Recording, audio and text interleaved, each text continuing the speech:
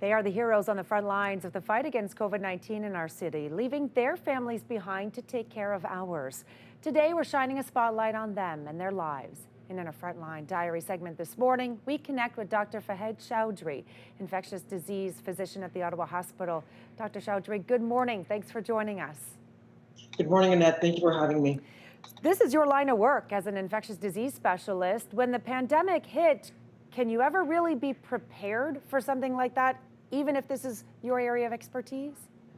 Well, that's a good question. I think unlike many of the diseases and illnesses that we've been experiencing with, this whole pandemic was totally new ballgame. So we all had to learn together on our own and reach out to our colleagues within our faculty here at the Ottawa Hospital, but also within the international scope as well. We had to reach out to colleagues in Asia and Europe to figure out their side of things and learn from their experiences.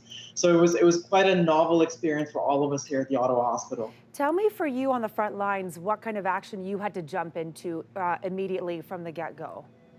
So the one thing we had to, I guess, figure out was what the clinical manifestations of this illness was. So, and that's what we discussed early on a lot with our colleagues in Asia and Europe about what the clinical manifestations were, what the treatment, if any, and ultimately what the prognosis.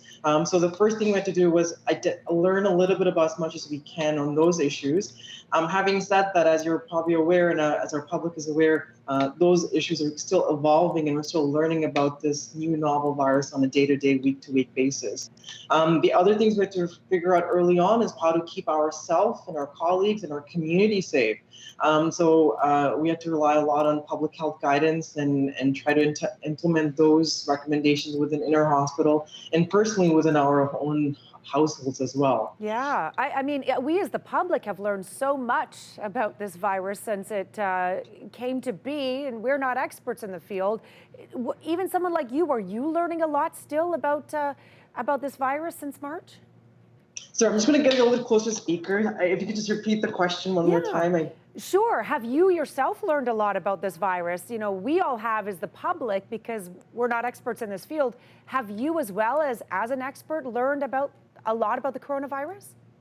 Yeah, so we had to learn as just like the public, in that time period. But obviously, we had much discussions into our research communities and the types of interventions and processes available at that point through that avenue. So we've been learning, and we're still currently running active research here at the Ottawa Hospital, hopefully to get more information and implement that in our patients. You talked a little bit you touched on the fact that you've worked with other nations, Singapore, Europe, with regards to finding ways to manage this virus. How does that make a difference in being able to treat patients when you can communicate with others around the world, other experts, on what they're seeing as well?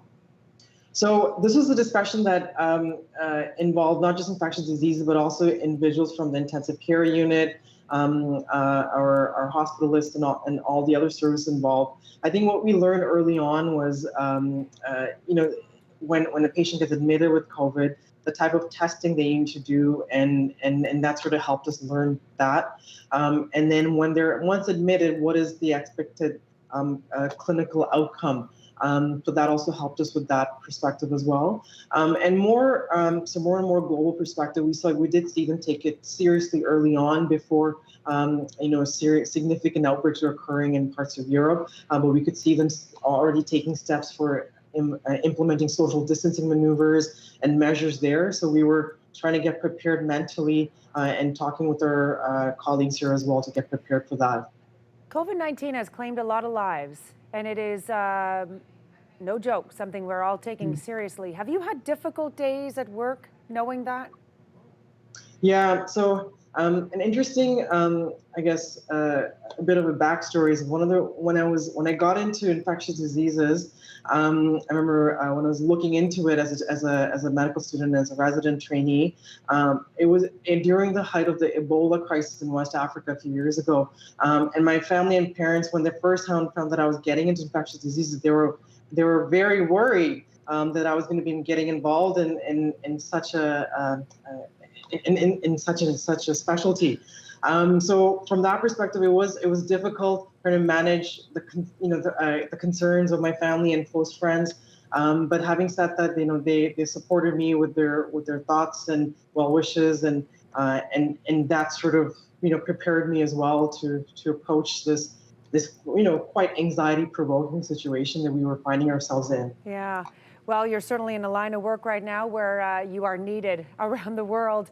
Just before I let you go, how are you doing with your life outside of this? Because I know your wife is also a physician and you have a young child. I can't Yeah. imagine that balancing your work at this time and your family is an easy task. That's a very good question. So the biggest challenge for us is we have a young toddler at home, and we have to sort of to explain to her why we're not going to school anymore. So her daycare, we're to explain to her why we're not going to the parks anymore. Obviously, things have been changed a little bit the last month or so, but prior to that, we had to discuss all of that with her. And so that's been challenging. But over the last few weeks, as things have slowly opened up here in Ottawa, we've been trying to take her to responsible socially distancing activities such as visiting petting zoos or going out to pick strawberries and things like that. So it's been challenging from that perspective. And as well, because both myself and my wife are frontline workers, we're both physicians, any sort of symptomology that we experience, we're always worried. Just recently, my wife had to get tested for COVID because she had developed some respiratory symptoms.